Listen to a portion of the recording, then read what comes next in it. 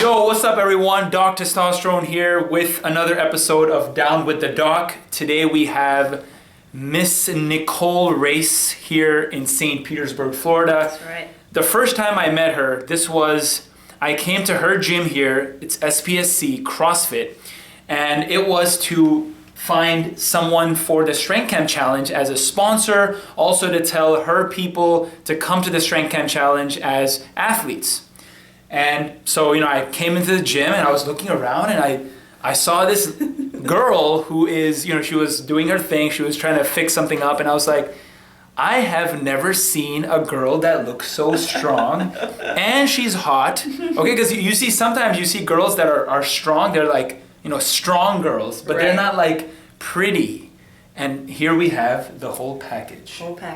So thank you so much for being on this episode, and we're gonna learn a lot from her. She's a very unique guest because she brings in a certain perspective, and she has mentored so many people, so she brings all of that holistic attitude into what she tells us. So I want you to, first of all, I do this with a lot of my guests, if you had to tell the world your one message in like 30 seconds, what would you say? And then we'll get to the introductions after. Okay. I would say my biggest message is for the females in particular, to let you know that you can be whatever you want. However feminine, however masculine, whatever balance that may be for you, that's okay. You should own it. You should run with it. I think too many people focus, or too many women focus on not being so masculine or not being so feminine, and they feel like, they have to act a certain way or respond a certain way to certain situations. And I say, fuck it. If you're naturally more masculine, then own it. And there's a time and a place to be more soft and feminine, and you'll find that balance. But to not fear being powerful in the right moments, and to, own your power and be okay with being dominant sometimes and being more passive in other times. Were you always like this? Yes. Because you seem like a natural at your vibe, right? So a lot of people who've kind of like done the transformation, like someone like me, I was not like this before and now I am. So, there's a lot of brain change. Yeah. What about you? Like, how did you get into this? Well, so for me, I've always been comfortable leading people. And so for me, like, I've always been the captain of all my sports. And I've always been voted like class leader and girl leader, but I never liked the spotlight. Because at some point in my life, I think someone made me believe that was kind of selfish to want that kind of attention or something. Like, I had that where, like, I feel like I had something to give and something to teach people and I wanted to help others, but I felt like if I acted like an authority or shared too much, that people would feel like I'm being boastful or something, or like bragging, So I haven't always been this confident in just telling people what I feel and trying to educate them. I've been more passive, but I've always had these feelings, and I've always been more quiet leader, but I've always been a leader. I would say I've just naturally been comfortable being a leader. I don't mind the pressure. I like leading people. I thrive best in like high stress environments and like when a lot of eyes are on me and stuff like that. So I've always been a leader, but I've never been this comfortable before. I've always second guessed things. But. Gotcha. Because a lot of women, they have this, especially the country, like from Pakistan, India, in the East. In America, women are more empowered and they kind of have that chance a little bit. But in certain countries in the world, women are kind of suppressed when it comes to being strong. Sure. Like women, it is not good for a woman to be strong. Right. She needs to be submissive. She needs to be like almost like a slave to her husband, right? Now, if we have women like that obviously somehow sneak out and watch YouTube videos, especially mine, right? And that's what you should do. But to them, what can they do to reprogram that? Because you went through it. Yeah, I did go through it. Honestly, I started looking to leaders like yourself. I started learning from men. And as much as I don't like to admit that, like I had to learn these things from men, I felt like, wow, they're very powerful people and they can kind of command an audience and they're very confident in what they're saying. Why can't I do that? So I kind of started mirroring those behaviors and asserting myself, like in movies, my favorite roles are like, the assholes that like just, that are just like on a power trip all the time, like Ari, like that. He's like by far my favorite. I'm like, fuck, I want to be like that. Not like so cruel sometimes, but I'm like, I just want to be able to just say exactly what I feel, and not have to feel like, oh, I need to be a little more soft about things, I don't need to be like outwardly offensive, but I feel like there have been plenty of opportunities in my life where I wanted to express certain things and I felt like I couldn't because it wouldn't be received as well if I were a man. Like I would be taken more seriously, but then I just started saying, fuck it, why don't I just act more confident and kind of fake it till I make it? And it's worked so far, so. Yeah, this is interesting because with the development of CrossFit and kind of a lot of women are getting empowered through CrossFit. Yes. Right? This kind of trend is happening, which doesn't happen with other sports and other fitness paradigms. Have you seen a lot of men be intimidated by you? Because a lot of women would have this too, right? They'd be like, if I become if I take on too many characteristics of men, like just having big biceps or having strong legs or like, just being powerful, I can do heavy deadlifts. Yeah. Do you see men be like, oh? Yes. Oh, yeah, absolutely. But in my opinion, and what I try to teach other women is that that's not the type of man you're going to want to attract in your life. And, and I don't think being a strong woman means that you don't have to accept help from anyone in your life or that you can't allow others to serve you. I think it's kind of the exact opposite. I feel like being a strong woman means having the ability to take care of yourself and do things for yourself 100%. But having the strength to allow others, whether it's a spouse or a friend, help you when they want to, because that's how people show love. So I have people in my life, or I at least allow people in my life that support my strength, but that don't, they don't view it as a negative thing. They're very supportive. But I also know when to be more soft and when to be a little more submissive in my relationships. Like I can't just be like rah, rah, all the time, so... And a lot of people assume since I am strong and I'm loud in the gym and I like yell and I grunt, stuff like that I'm always like that. But there's plenty of times at home where I'm a lot more soft with my husband and I like him to be more masculine and stuff like that. So there is a balance, but it takes a while figuring that out, and you have to be okay with kind of playing on that line of feminine and masculine throughout the day. So it's just very that's cool. So Nicole is a wonderful wife and a wonderful mom, right? And a wonderful boss, a wonderful CEO. So, this interesting concept of balance, right? So a lot of people, a lot of women, they kind of think that one part of their life, if they don't dominate or if they don't focus on, then they're going to miss out on important things, right? So a lot of, like my mom, for example, she was trying to balance going to work and taking care of us and she kind of neglected her health. Sure. Right? So she couldn't have it all.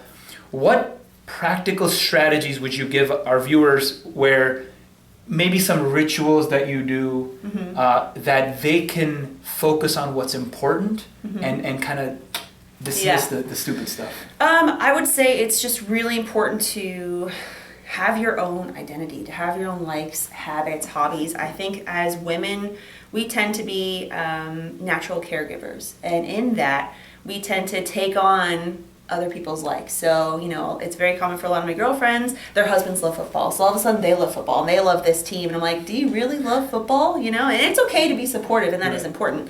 But I think it's also very important to take that time out of your day. And it's not being selfish, and I think a lot of women feel like if they take that 10 minutes, if they take that hour, to say, I need some time away from the kids, I need some time away from my duties and all my responsibilities, just to do whatever the hell I want. If it's just to sit in peace and quiet, that's fine. If it's to go read or go to the beach or do whatever, you have to have that time in your day to kind of recenter, refocus, be with your thoughts, be in the present, and not worry about what happened yesterday, what I'm supposed to do tomorrow, how is this person feeling, you know, taking care of everyone. You have to take care of yourself, because you'll never be as happy, and you'll never be as, you know, a good of a mother to your children if you're not a happy person to begin with. So taking time out of your day, taking, and for a lot of women, they don't even know what they like anymore. You know, like a lot of women don't even know what their hobbies. They're like, I don't even know what to do if I had the free time. I don't even know what, you know, my hobbies are. Take the time to figure it out. Try new things. Go take a class. If you don't like it, scrap it. Try something else. Take her class. You know, yeah, take my class. Try different forms of exercise. Meditate, yoga, color, knit. You know, just things that are kind of mindless, and you just kind of go through the motions, and there's no real pressure involved in it. You know, there's no end game. You just do it. Yeah, that's really interesting. We talk about books a lot, and one recent book is Psycho-Cybernetics, which we were talking about. So in that, in the recent chapter I read, he talks about how these big epiphanies that people get, they get it when they're not even doing their job. Yes. It's like they're riding a bike, or they're walking through the park. It's like, oh my God, I never thought of this, and this is the solution to my problem. Yes, I love it. Right? And speaking of taking care of yourself, right? So a lot of the guys who watch these videos, they are not lifting. Okay. Right? They're not taking care of themselves in terms of being stronger, eating healthy, and, you know, if they're watching my videos all over, that's not going to help them, right? So I still want you to watch all my videos. All of them. But do you, in terms of attraction, right? So you see a guy somewhere, right? That initial vibe, that initial visceral connection, would you get that for a guy who looks weak because of your life right now, right? Your life right now is you're a fitness professional, you're a fitness leader, and you're used to seeing people who are usually healthy. Now, if you were somewhere randomly, you know, at the store, at the mall, at the beach, and you saw someone who kind of looked a little flimsy, what is your first instinct? Honestly, and yes, looks of course are very important. You have to be physically attractive. But for me, and I think most women, I think confidence goes such a long way. So whether you're ripped up or not, or as strong as you want to be, if you're slouched over and you have poor posture, that is not attractive to me. You know, I want someone who's confident in themselves. You know, it kind of makes, why is that person, why is he so it's kind of even more intriguing when they're not as attractive and they're like super confident, and you're like, well, shit, you're like, really? I kind of want to know more about you, because, you know, what is it that makes you so confident about yourself? So confidence is definitely key. I think that's, and men and women, that attracts me to people. I love people that have like a strong sense of who they are. You know, confidence. I like being around people who are confident in themselves, who have conviction in whatever they're doing, whatever it is. I really like that about a person. Okay. If someone does come to the gym, guy, let's say, especially, and do a lot of them start lifting because they want to become more confident? Does that happen? Is that like a thing? Yeah, well, I think most people, it's aesthetic. You know, they want to look apart, but they feel, you know, I think that the end game is to become more confident. In order for me to become more confident, I need to look a certain way. You know, so I think aesthetic is the goal, but I think the real underlying meaning is to become confident and happy, and that comes with reaching whatever certain body type or look they're going for. They feel like, which, you know, that it could be the case. Once you know.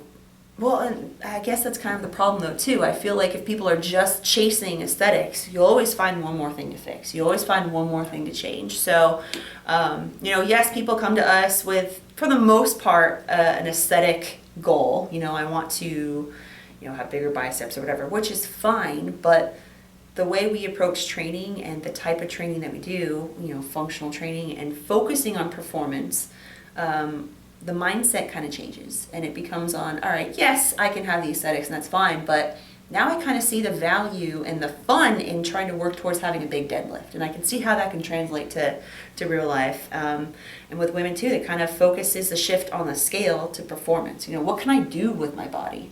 And then those things kind of translate and go to outside of the gym walls. It builds confidence. It teaches them to act under pressure, and you will fail, you will screw up, you will have setbacks in the gym in your training, but it teaches you to be resilient. You get back up and you just move forward and you pick yourself up and go.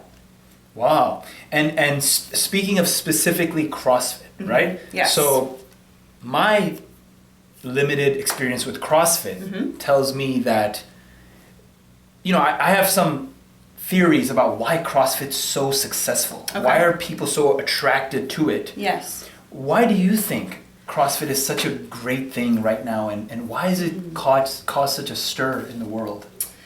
Especially recently. Yeah, honestly, for me, I think the community and the camaraderie. And you can say community, and we have a great community to a lot of people who don't even understand what that means until they're in it.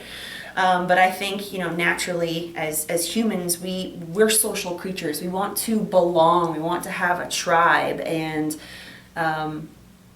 CrossFit is very integrated. So, you don't have your fitness separate and then your stress reliever and, your social life. It's very integrated. Right. There's marriages that start within the gym and relationships and amazing friendships. And like I said, there's so much that you learn in the gym that transfers to outside life.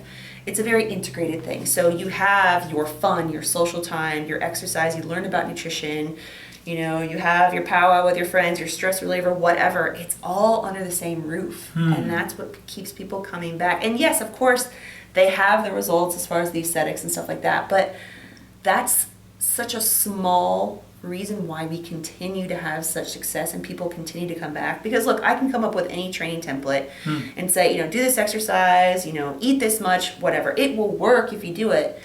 But what keeps people coming back to CrossFit and our program and a quality program and a good community are the people. It's the relationships. It's they're laughing when they're here. They look forward to seeing people in classes. They're connecting with coaches. I know people's granddaughters and grandsons name and their dogs and their pets. Wow.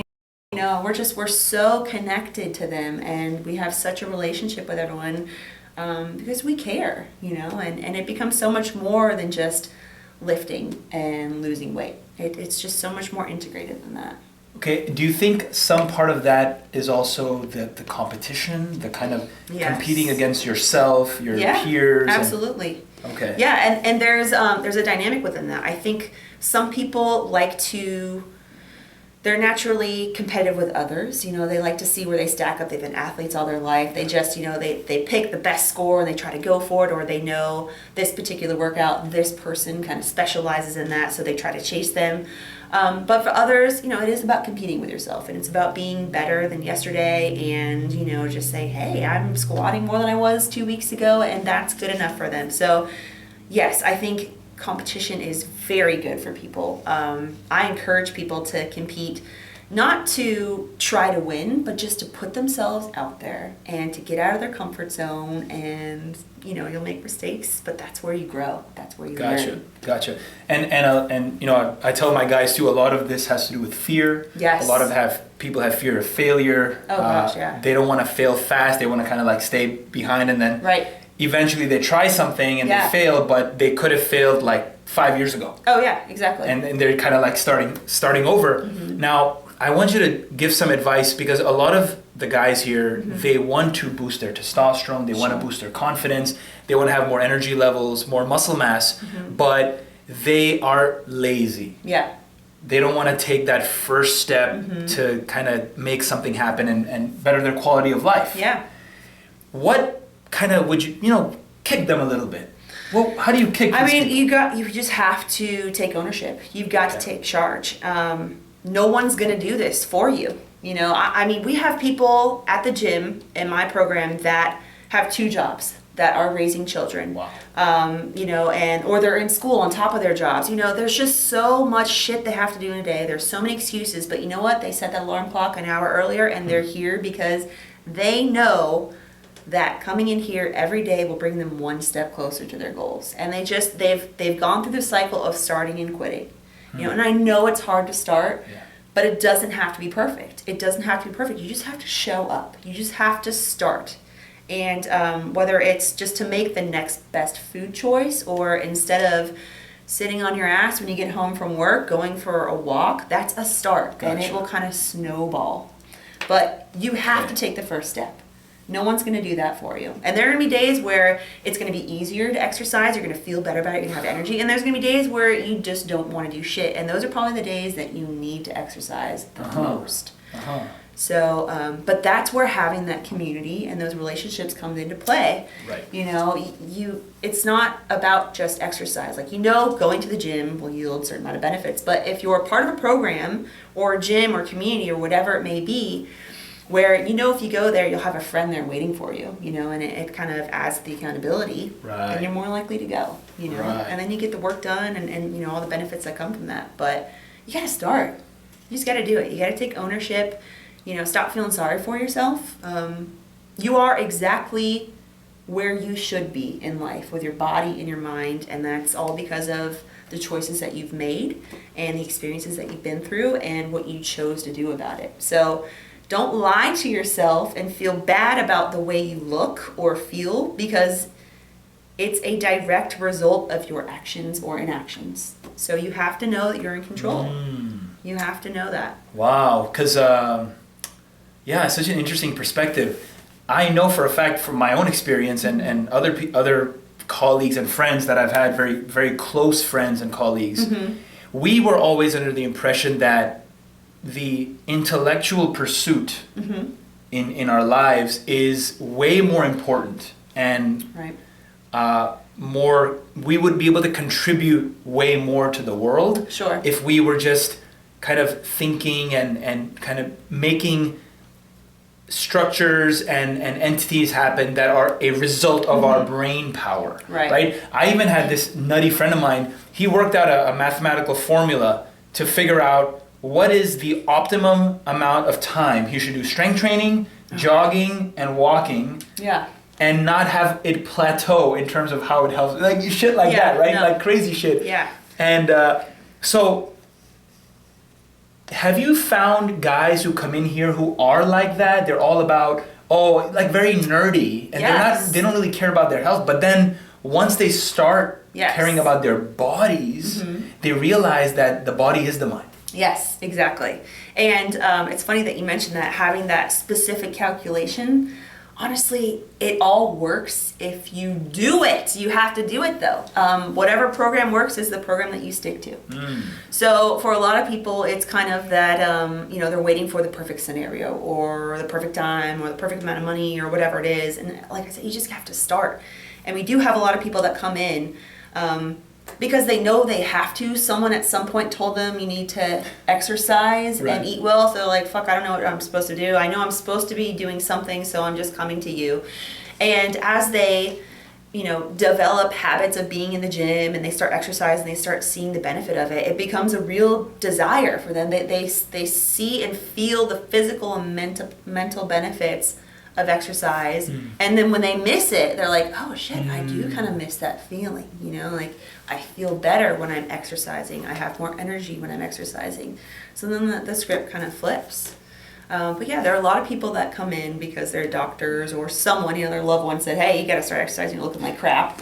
But they have no idea, you know, why they need to be here. And so they start to learn when they start to see and feel the physical changes. It really starts to connect.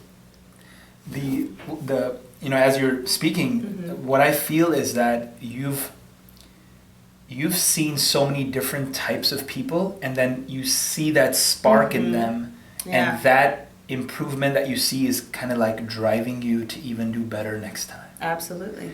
Now, you know, one thing, you know, people like yourself who are very successful and strive to do even better, they, you know, we talked about this at lunch too, the concept of regret, and the concept of, oh shit.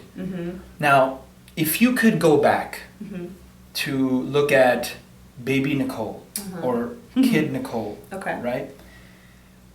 What would you tell this person if you saw her? And in your mind, this could be a baby, it could be 8-year-old, it could be a 15-year-old, whatever it could, doesn't matter. Whatever that image is, how old is this person and what would you tell her? That's a good question. You know, I would say Probably around middle school. I would say, I would tell myself to not put a cap or a limit onto what I want to achieve. Wow. And to not let anyone tell you that's not practical or that's not reasonable, or, you know, don't shoot too high. Because the more success I reach, the more I want. And the more I prove to myself that I am capable of doing whatever I want. And I think people put these ceilings on their success, whether it's physically, mentally, financially, whatever. And, you know, it's capping your ability. And so I would tell myself when I'm younger, to not listen to anyone that tells you to be more practical or be more reasonable, you know, just fucking go for it, you know? I mean, let your mind go wild. And it may not work out at all, but at the same time, it could. It could work out. Right. So you never What do you know. have to lose? What do you have to lose, you know? Wow, that's great. Wow. And final question before we do the conclusion. Now let's look at the future. Yes. Whatever that is. It could be 20 years from now. Okay. It could be 50 years from now. Whatever that concept of future is for you. What are you doing? Okay. And why do you see yourself there? Okay. I would say I could see myself about 5 years from now, because I have very lofty goals for myself.